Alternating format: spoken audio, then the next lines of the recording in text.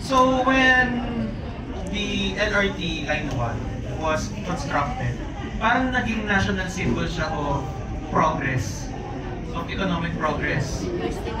And it was an offshoot of our PNR. So habang tumatagal, yes, first in Asia. No? And ibinigay natin lahat, no? Ibinuhos lahat ng mga nagdaang administration to uphold yung ganung status ng LRT, And you have garnered public recognition for all your efforts, no? But this time around, kayo naman, no? Naibigay na kasi lahat, no, sa public, no? You are trying your best to restore the operations, to ensure na may continuity for the public.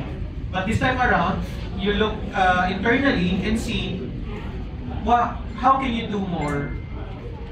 How can you be more if your basic needs as employees, as staff, are not met? So si PSCP yung magbibigay sa atin noong ganoong tulong, no? To have a structured plan, and it sends a signal again to the public that you are a reliable government agency. No? In this time of confusion and in this time of distrust,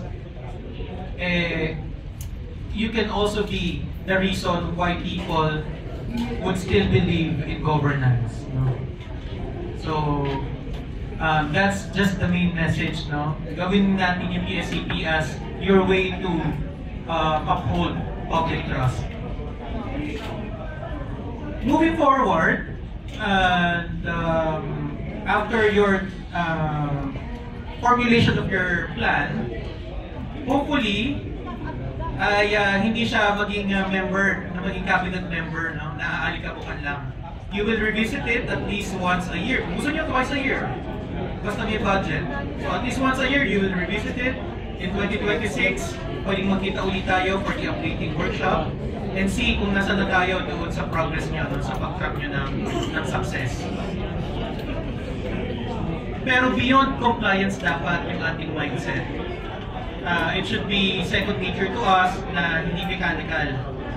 So yung mga low-hanging fruits dapat magawa na natin in the next 6 to 12 months. Yung pagbuo ng pagpapalakas ng inyong emergency response teams, unang-una, among others.